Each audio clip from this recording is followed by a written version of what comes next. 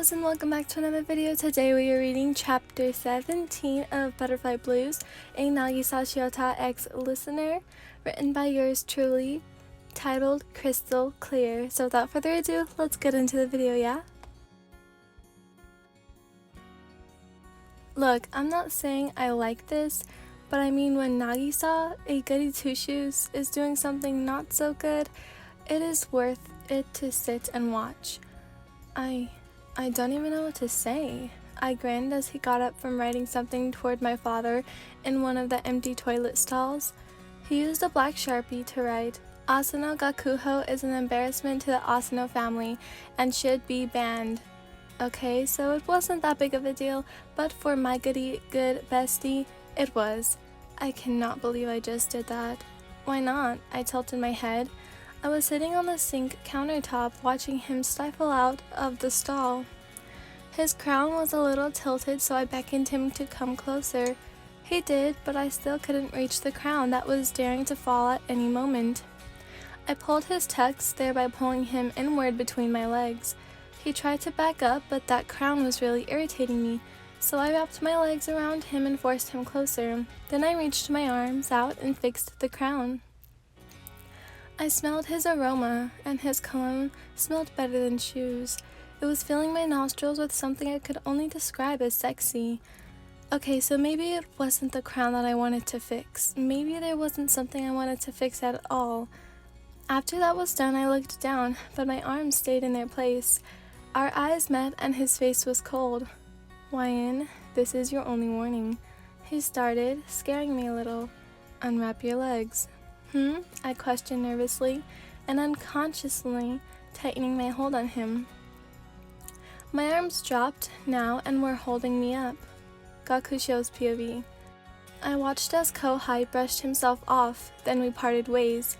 "Who was that?" Ryo asked. "Yes, damn it, I'm calling her by her first name now. Don't make a big deal out about it, because it's not a big deal." "Someone who might be my brother soon." I sighed and dusted myself off as well. "What?" she gasped.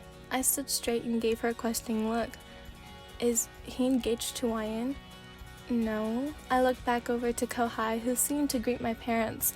At this, I made a sour face. "Not yet, anyway." "No, that can't happen," she stated. She was starting to get super annoying again. "And why is that?" I rolled my eyes to her. "Because Wyan," she started, then, as if piecing something together, stopped in the middle of her sentence. "Well?" I questioned, walking towards her, sticking my hands in my pockets, even though it's considered rude and unprofessional, then pulled her aside. "Wyan doesn't love him. It's not right." "You don't know him. How can you be so sure she doesn't fancy him?" My look was skeptical, but I knew she was right. I just wanted to hear what she had to say. I don't, but I know Wyan enough to know that she already has someone that makes her happy in that way." She pointed at me like she was telling me off. "Ha, that's actually pretty funny." I stepped forward into her hand and bent down. "And what is that?" She turned her head, probably flustered by me. I mean, who wouldn't be though? "It's me." "You know perfectly well what I mean," she mumbled. I decided to tease her just a little more for the fun of it and leaned in further, inches away from her lips. "Sorry, what?" Then, as if I asked for it, she slapped me across the face. I know, unbelievable, right? "What the hell is wrong with you?" she yelled, pointing her finger at me like she was scolding her child. "Ever heard of personal space? Never thought you would stoop so low."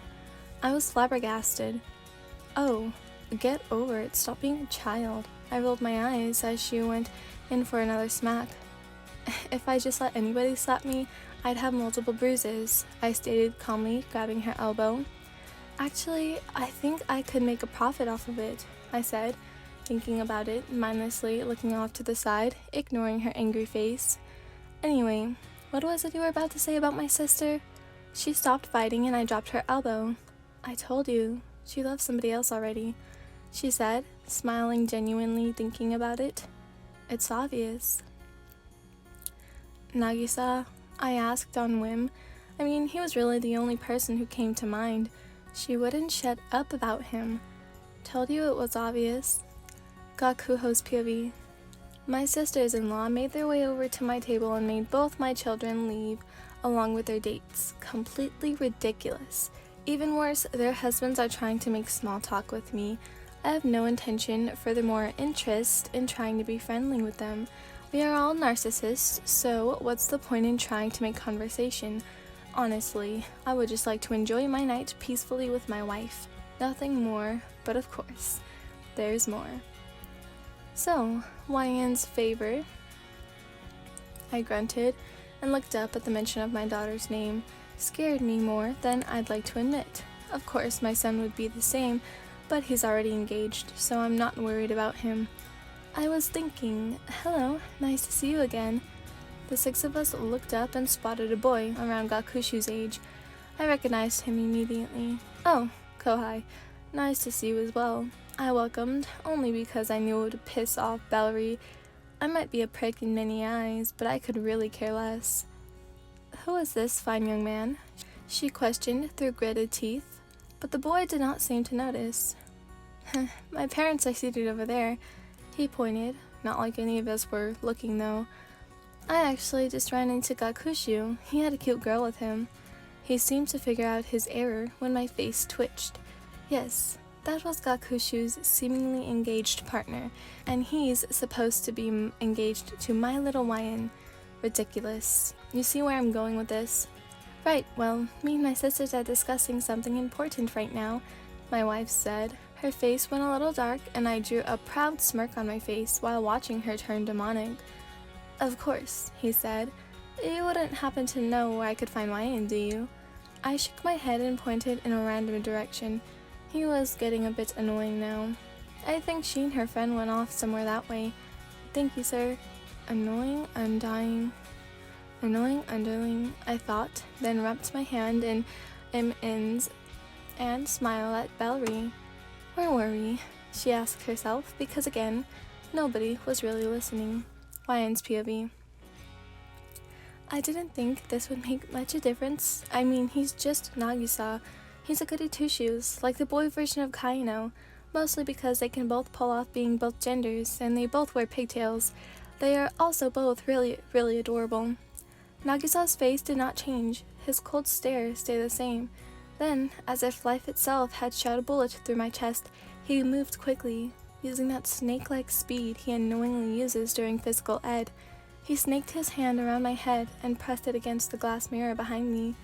He took a step closer and quietly whispered, "I'm still a guy." I had no idea what that meant, but when he read my mind responding with, "I'm just like Karma and your brother," I understood what he was trying to say. Just because he was Nagisa didn't mean things like this didn't turn him on. I fully understood my mistake. I judged him based on personality, not gender, my dumbass. He leaned in to close the distance, and then I felt something wet between my legs. He pushed my head into his, and we kissed. But as soon as we did, the restroom door opened. Hey, who is this? Kohai's face twisted inward, and he made it his duty to act like a jealous ex. He was fine at first, but over time he became obsessive. This is why Gakushu and I stopped inviting him over. He was psycho. Well, YN, you have a psycho on your hands. What are you going to do? I wonder. Okay, I hope you all enjoyed this video, and I'm going to go outside because Adam is calling me. Yeah, I'm gonna go edit this outside while talking to Adam. Okay, bye loves, bye everyone.